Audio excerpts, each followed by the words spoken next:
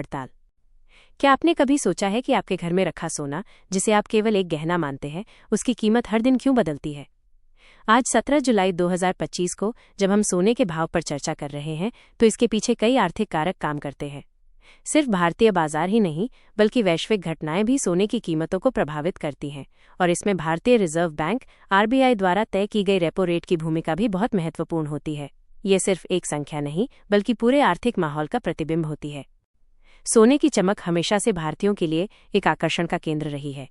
इसे न सिर्फ शुभ माना जाता है, बल्कि ये बुरे वक्त का साथी भी होता है। आज के समय में जब वित्तीय बाजार में इतनी अनिश्चितता है, तो हर कोई जानना चाहता है कि सोने का दाम क्या है और इसमें कितना उतार चढ़ाव आ रहा है। आज 17 जुलाई 2025 को सोने के बाजार में एक मिली-जुली प्रतिक्रिया देखने को मिल रही है, जिसका एक बड़ा कारण वैश्विक आर्थिक संकेत और देश की अपनी रेपो रेट है। वैश्विक आर्थिक रुझान और रेपो रेट का प्रभाव। सोने की कीमतें अंतर्राष्ट्रीय बाजार से सीधे जुड़ी होती हैं।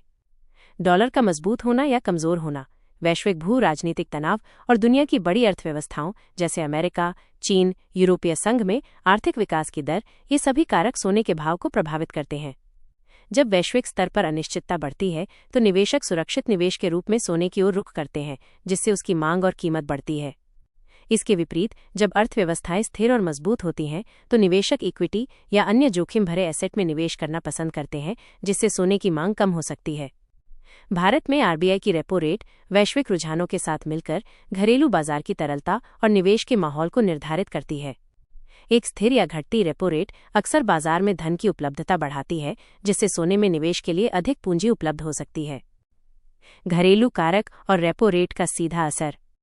भारत दुनिया में सोने के सबसे बड़े उपभोक्ताओं में से एक है। हमारी घरेलू मांग, जो मुख्य रूप से त्योहारों और शादी ब्याह के सीजन में बढ़ती है, सोने की कीमतों पर सीधा असर डालती है। इसके अलावा सरकार की नीतियां जैसे सोने के आयात शुल्क और वस्तु एवं सेवा कर जीएसटी भी स्थानीय कीमतों को प्रभावित करते हैं। लेकिन इन सब के बीच आरबीआई की मौद्रिक नीति, विशेष रूप से रेपो रेट, अर्थव्यवस्था में ऋण की लागत को नियंत्रित करती है।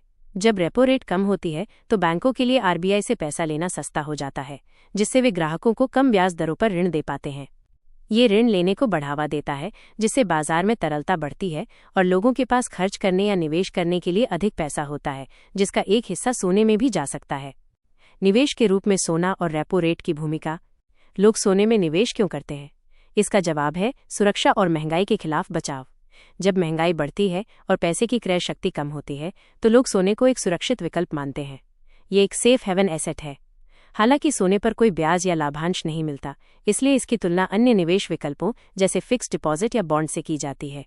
यहीं पर रेपो रेट का महत्व सामने आता है। यदि रेपो रेट अधिक है, तो फिक्स्ड डिपॉजिट और बॉन्ड पर मिलने वाला ब्याज भी अधिक होता है, जिससे ये विकल्प सोने की तुलना में अधिक आकर्षक लग सकते हैं।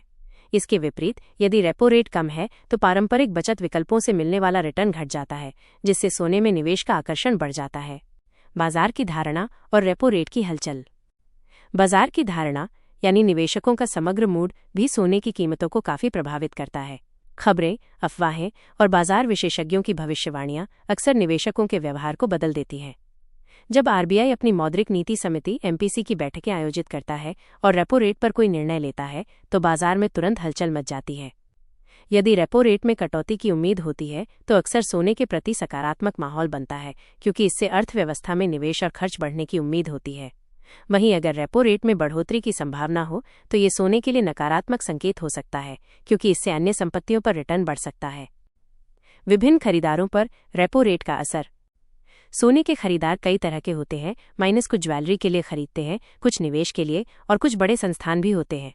रेपो रेट में बदलाव का असर इन सभी पर अलग अलग पड़ता है। ज्वेलरी खरीदने वाले उपभोक्ता अक्सर कम ब्याज दरों पर ऋण लेकर खरीदारी करते हैं, इसलिए जब रेपो रेट कम होती है, तो उनकी खरीदारी क्षमता बढ़ती है। निवेशक भी कम रेपो रेट के माहौल में सोने को एक अच्छा विकल्प मानते हैं, क्योंकि अन्य वित्तीय उत्पादों पर रिटर्न कम हो जाता है। बड़े संस्थागत निवेशक भी अपनी रणनीति बनाते समय रेपो रेट और इसके संभावित प्रभावों पर गहराई से विचार करते हैं। भविष्य की संभावनाएं और रेपो रेट की दिशा।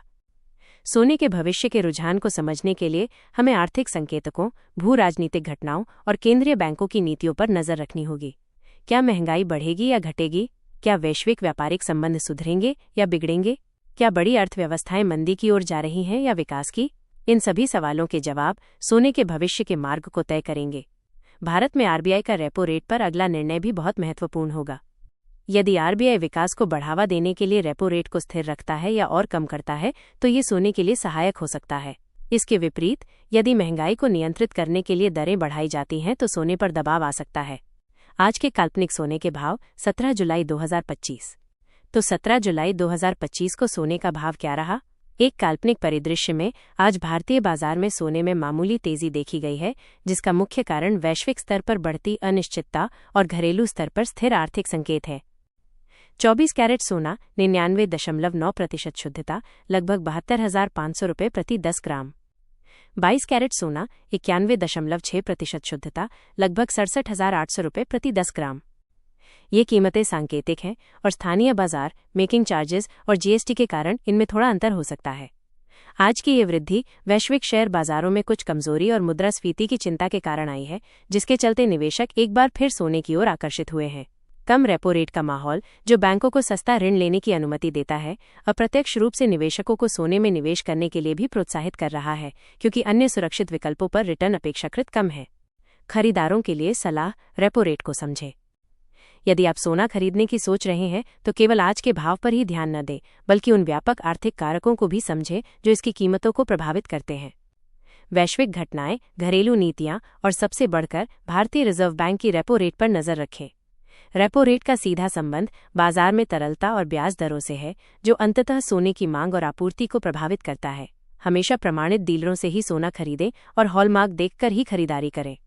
सोने में निवेश एक लंबी अवधि का निर्णय होता है, इसलिए बाजार के अल्पकालिक उतार चढ़ाव से घबराएं नहीं, बल्कि दीर्घकालिक दृष्टिकोण अपनाएं।